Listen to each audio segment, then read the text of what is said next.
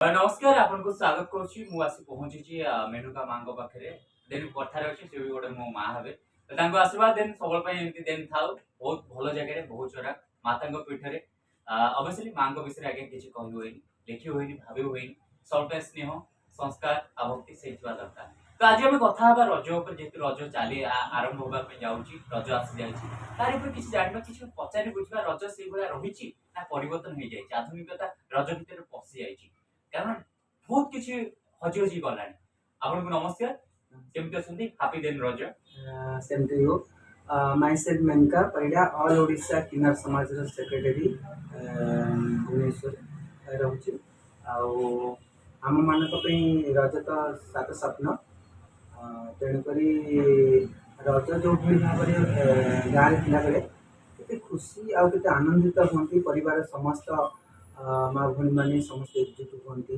गछरे दोली लगे विभिन्न रकम पोड़ पिठा बना जाए आउ खाद्य प्रसाद दिन ड्रेस आउ सुंदर सजा हाँपाई जमी सजबाज पहली रज संक्रांति भूमिदहन ये सब जिनस गाँव में सुंदरता लगे आ गोटे गोटे एकता भाई गोटे आनंदित लगे रजर भुवनेश्वर आसला देखिए सहर जो रज सहर पालन कर पूरा रजर किसी भैल्यू ही ना ये पार्क जी होटेल जी विभिन्न प्रकार पिठा खाइबे विभिन्न प्रकार मिठा खाइबे कि सी खुशी जो गाँव महल आना बर्तमान एभली परिवेश समस्ते समस्त पाखे मोबाइल धरिक विभिन्न इंस्टा फेसबुक ये सब जिन आरम्भ कर गाँव प्रकृत जो शोभा रजर जो प्रकार परिवेश था जो भाया प्रकार उन्मोदना था जो भाया उत्साह था सी धीरे धीरे कमी आसला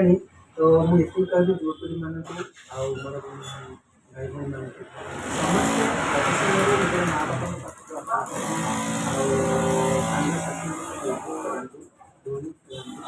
पूरा आम पाश्चात्य सभ्यता चार दिन मेन हूँ चार दिन रज कराए से रजरे प्रथम हूँ सजबाज तापर आम पहली रज से तृतीय हूँ आम संक्रांति तापर हूँ आम भूमिदहन शेष दिन ये चार दिन ओडिया परंपरा ओडिया संस्कृति ओडियार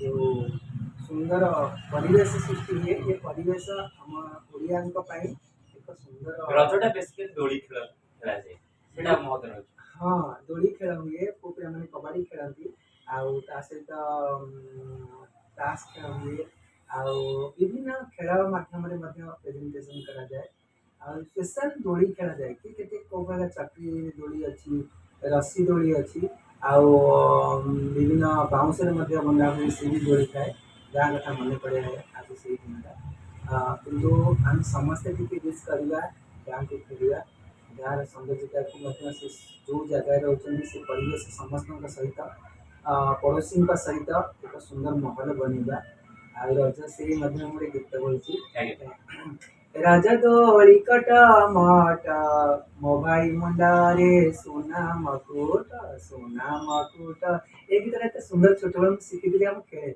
बहुत भल लगे रजर आ गोटे जिनस पोड़ पिठा तापर किछ कहबी पोड़ पिठा गाँव माँ मैंने करती मो माँ करे गोटे दिन आगुरी से उत्साह सहित थाए नड़िया भांगे तेजपत्र पकाए विभिन्न पूरा देसी जिनस कराए चाउल चूना हुए रज 15 दिन आगुरी आम घर पोछा हो चित्र हो समस्ते नुआ ड्रेस पिंधा समस्त गोटे उत्साह थाए वर्ष सारा आम रज कर रज गोटे उत्साह थाए गोटे आनंदित समस्ते था तो किसी दिन किसी समय ये जिन समस्त बेजरान आउ रज समस्त मुबारक समस्त आर्थिक शुभेच्छा शुभकामना ये रज पर्व आम संस्कृति आम ओडिया परंपरा बचाई रखु ढेर भल पाइबा दिंतु समस्त सहित सुसंपर्क स्थापन करूँ आम हूँ हाँ झील मैंने रज क्वीन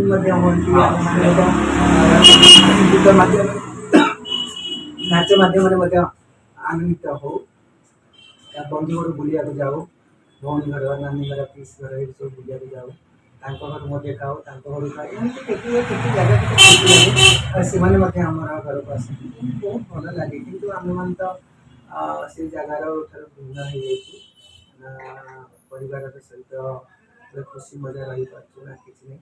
ଆମେମାନେ ଯେହେତୁ ଦୁଃଖ ଲାଗେ କିନ୍ତୁ ଆମକୁ ପର୍ବ ପାଇଁ ଆମକୁ ଦ୍ୱିଗୁଣିତ ଆନନ୍ଦିତ ଲାଗେ, ସମସ୍ତେ ସେୟାର କରିବା ପାଇଁ, ସମସ୍ତ ସହିତ ଆନନ୍ଦିତ ନେବା ପାଇଁ ବହୁତ ଭଲ ଲାଗେ।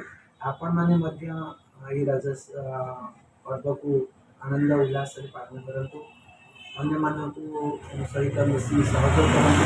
ଆଉ ଯେଉଁମାନେ ଅବହେଳିତ ଅଛନ୍ତି, ଯେଉଁମାନେ ନିଷ୍ପେଷିତ ଅଛନ୍ତି, ତାଙ୍କୁ ମଧ୍ୟ ରଜ ସମୟରେ ଆପଣ ମଧ୍ୟ ନିଜର ଦେଶର ପିଲା ଆଉ ଆମ ଓଡ଼ିଶାର ଲୋକ ଭାବି ନିଜ ପରିବାର ଭାବି ତାଙ୍କୁ ମଧ୍ୟ କିଛି ଖୁସିର ହାତ ବଢ଼ାନ୍ତୁ।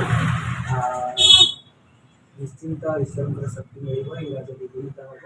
ପ୍ରତିଦିନ ଆପଣମାନଙ୍କୁ ରଜ ଆସିବେ, ସବୁବେଳେ ହସୁଥାନ୍ତୁ, ଅନ୍ୟମାନଙ୍କୁ ମଧ୍ୟ ହସୁଥାନ୍ତୁ। ଆଗ ମା ବାପାଙ୍କୁ ଟିକେ ଖୁସି କରନ୍ତୁ। ନିଶ୍ଚିନ୍ତ ମା ବାପା ହେଉଛନ୍ତି ଗୋଟେ ମୋଟା ଗୋଟେ ଶକ୍ତି। ଆମେ ସେଇ ଗୋଟେ ଟଙ୍କାର ଦୁଇଟି ପାର୍ଶ୍ୱର ପରିବର୍ତ୍ତନ ଗୋଟେ ମୁଦ୍ରା କହିଲେ ଗୋଟେ କଏନ୍ର ଆମେ ଦୁଇ ପାର୍ଶ୍ୱ ବାପା ମା, ସିଏ ତାଙ୍କୁ ଛାଡ଼ିକି ଆମେ କିଛି ରହିପାରିବାନି। ଯେଉଁଠି ଥାଆନ୍ତୁ, ଆପଣ ଦୂରବାସରେ ଅଛନ୍ତି, ବାହାର ଦେଶରେ ଅଛନ୍ତି, ଫୋନ୍ କରି କଥା ହୁଅନ୍ତୁ, ତାଙ୍କ ମନରେ ହରସ ଆଣନ୍ତୁ ଏବଂ ଆହୁରି ଆମେ ତ ବାପା ମାଆଙ୍କ ସେବା ମଧ୍ୟ ସେଦିନ ଆହୁରି ଦ୍ୱିଗୁଣିତ କରନ୍ତୁ। ଆପଣମାନଙ୍କୁ ସେ ମୋତେ କଷ୍ଟ ମେହନତ କରି ଆପଣମାନଙ୍କୁ ସହଯୋଗ କରୁଛନ୍ତି, ତାଙ୍କୁ ମଧ୍ୟ ଟିକେ ଆପଣ ଆଉ ଦ୍ୱିଗୁଣିତ ରଜରେ ତାଙ୍କୁ ଦୋଳିରେ ବସାନ୍ତୁ, ବାପା ମାଆଙ୍କୁ ମଧ୍ୟ ଦୋଳିରେ ବସାଇବାକୁ ଚେଷ୍ଟା କରନ୍ତୁ ଏବଂ ତାଙ୍କ ସହିତ ଗୀତ ଗାଆନ୍ତୁ, ତାଙ୍କ ସହିତ ଫ୍ରେଣ୍ଡସିପ୍ ସେଦିନ ହେଇଯାଆନ୍ତୁ। ଦେଖନ୍ତୁ ଆପଣଙ୍କ ମନରେ କୌଣସି ତୁଲ୍ୟ ରହିବନି, ଆଉ ମା ବାପାଙ୍କ ପ୍ରେମ, ଶକ୍ତି, ଆଶୀର୍ବାଦ ସମସ୍ତ ଦ୍ୱିଗୁଣିତ ହେବ, ଭଲ ଲାଗିବ। ଆପଣମାନେ ନିଶ୍ଚିନ୍ତ ଏନ୍ଜୟ କରିବେ। ଆଉ ଆମେ ମଧ୍ୟ ଦୋଳି କରୁଛୁ, ଆମ ପିଲା ସମୟ ମଧ୍ୟ ଗୋଟେ ଛୋଟ ଷ୍ଟେପ୍ ନେଇଛନ୍ତି। ରଜ ସଂକ୍ରାନ୍ତି ଦିନ ଗୋଟିଏ ଆଶ୍ରମ ଅଛି, ଯାହାକି ଝାଡ଼ପଡ଼ା ଜେଲ୍ ଭିତରେ ଶହୀଦ ମା ଭଉଣୀମାନେ ଯୋଉ ରହୁଛନ୍ତି, ଆଉ ସେଇଠି ଆମେ ଯାଉ, କିଛି ଡ୍ରେସ୍, କିଛି ଖାଇବାର ମିଠା ପିଠା ମଧ୍ୟ ସହଯୋଗ କରୁ। ପ୍ରତିବର୍ଷ ଯାଏ, ଏ ବର୍ଷ ମଧ୍ୟ ଯିବି ଆଉ ବହୁତ ଖୁସି ସେମାନଙ୍କ ସହିତ ଆନନ୍ଦିତ କରିବି। ଆଉ ବହୁତ ଆଚ୍ଛା, ବହୁତ ବଢ଼ିଆ ଲାଗିବ। ଆପଣମାନେ ମଧ୍ୟ ଆସନ୍ତୁ, ଆମେ ନିଶ୍ଚିନ୍ତ ଯିବା। ଆଉ ସେଇପରି ଜାଗାରେ ଗଲେ ସେମାନଙ୍କ ଆଶା ଉଲ୍ଲାସ ଆମ ପାଖରେ ବାନ୍ଧିଲେ ଦେଶର ଭବିଷ୍ୟତ ଆହୁରି ଆଗକୁ ଯିବ। ଆଉ ସେମାନେ ମଧ୍ୟ ଉତ୍ସାହ ହେଲେ ଟିକେ ବିଫଳ ପାଇଲେ ଆମେ ମଧ୍ୟ ଆତ୍ମାର ସତୁର୍ଥିର ଦ୍ୱିଗୁଣିତ ସଞ୍ଚାର ହେବ। ଜୟ ମାତା, ଜୟ ଜଗନ୍ନାଥ। ବହୁତ ଭଲ କଥା। ଆମେ ତ ରଜ ଉପରେ ମାଙ୍କ ସହିତ କଥା ହେଲୁ, ବହୁତ ଭଲ ଲାଗିଲା।